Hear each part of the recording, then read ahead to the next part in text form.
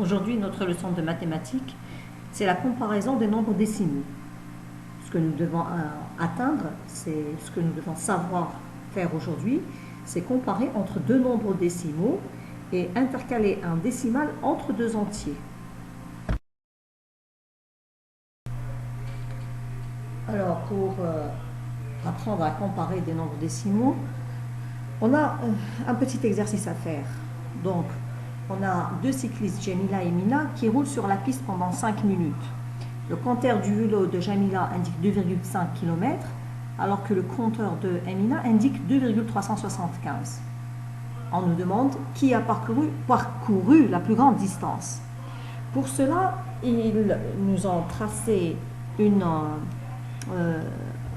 règle graduée, un axe gradué, sur lequel on nous a représenté la distance parcourue par Jamila et celle parcourue par Mina. Donc celle parcourue par Mina, elle est là, 2,35, elle vient après 2,37. Hein, et juste après, c'est 2,38. D'accord. Et celle de Jamila, elle est ici, hein, 2,500, qui est 2,50, qui est 2,5. Alors, regardons cet axe-là. Hein, donc, si on regarde en rouge, on a 2,4 et 2,5. La précision, elle est au dixième. Si je regarde les nombres qui sont en noir, qui sont du côté du haut, j'ai 2,37, 2,38, 2,39, etc. jusqu'à 2,51. Donc là, la précision, elle va au centième. Et si je vois en bas, j'ai 2,375, 2,400, 2,450 et 2,500. Donc la précision, elle va au millième. D'accord ? Et donc, pour comparer entre les deux nombres, on a vu les 2,5 km à la précision du millième, c'est 2,500. Et donc, c'est plus grand que les 2,375. D'accord ? Donc, c'est Jamila qui a parcouru la plus grande distance. Alors, ensuite, on nous donne un deuxième exercice où on nous demande d'écrire un nombre pour compléter les inégalités. Donc, on a 2,4 et 2,5. Et puis, on doit compléter entre ces deux nombres par un nombre. Donc, regardez bien avec moi.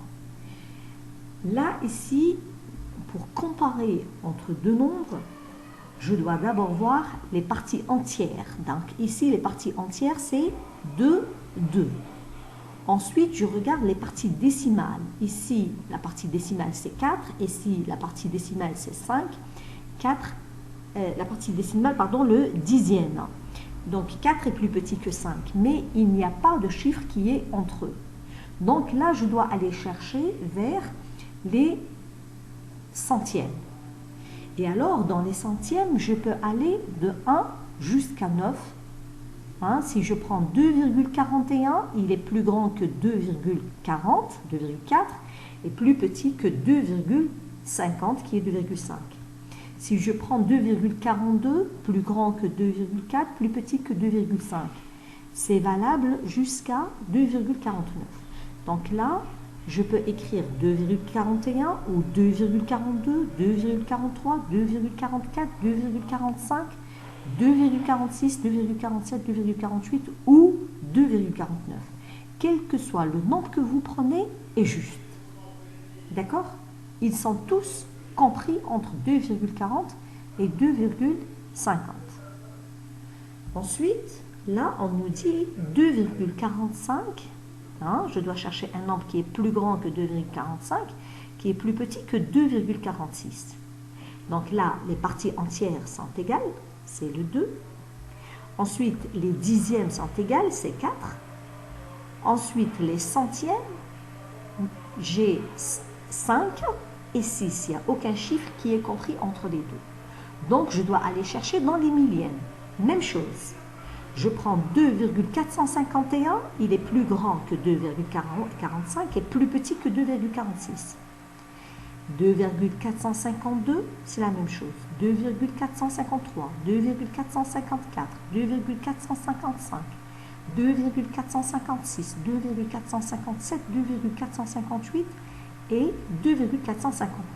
Si je prends 2,459, il est aussi plus grand que 2,450, plus petit que 2,460. Hein, c'est le dernier. Tous ceux qui sont de 2,451 jusqu'à 2,459 sont justes. Vous écrivez n'importe de cela, il est juste. Ensuite, on nous a donné à trouver le nombre qui est compris entre 5 et 6. Là, c'est la comparaison entre les parties entières. Il n'y a aucun chiffre qui est compris entre 5 et 6. Je dois aller chercher dans les dixièmes. Même chose, je prends 5,1, il est plus grand que 5. 5,2, 5,3, 5,4, 5,5, 5,6, 5,7, 5,8, jusqu'à 5,9. Tu prends n'importe lequel de cela, c'est juste. D'accord? C'est compris entre 5 et 6. Ensuite, dans l'exercice C, on nous demande d'écrire le signe qui convient, plus petit, plus grand ou égal. Alors, j'ai 3,2 et 3,20. Je regarde la partie entière, 3, 3. Les dixièmes, 2, 2. Les centièmes, ici j'ai un 0. Et ici, quand il n'y a rien du tout après la virgule, c'est un 0. C'est la même chose. Donc 3,2, c'est égal à 3,20. Ensuite, j'ai 0,25 et 0,5. Partie entière, 0, 0. Les dixièmes, 2, 5. Donc 2,5 est plus petit. Ce n'est pas la peine d'aller plus loin. Ensuite, 6,45 et 6,15. Les parties entières, 6, 6. Je ne peux encore rien dire. Les dixièmes, ici j'ai un 4, ici j'ai un 1. Donc 6,45 est plus grand que 6,15. Ensuite, j'ai 4,09 à comparer à 4,2. Les parties entières sont les mêmes, 4, 4. Ici, dans les dixièmes, j'ai un 0. Ici, dans les dixièmes, j'ai un 2. Donc, c'est 4,2 qui est plus grand que 4,09. Ensuite, on nous demande de ranger les nombres en ordre croissant. Donc, j'ai 4,5, 4,1, 4,15, 4,05 et 4,09. Je remarque que la partie entière est la même, c'est 4. Donc, je dois aller voir les dixièmes. Donc, les dixièmes, j'ai 5, 1, 1, 0, 0. Bien sûr, c'est 0 le plus petit. Mais j'ai deux nombres qui ont leur dixième égal à 0, donc je dois voir les centièmes. Ici, les centièmes, c'est 5. Ici, les centièmes, c'est 9. Donc, le plus petit nombre, c'est 4,05. Ensuite, 4,09. Ensuite, je vais voir là où les centièmes sont égales. Les dixièmes sont égales à 1. Donc là, le centième, c'est 0. Et là, centième, c'est 5.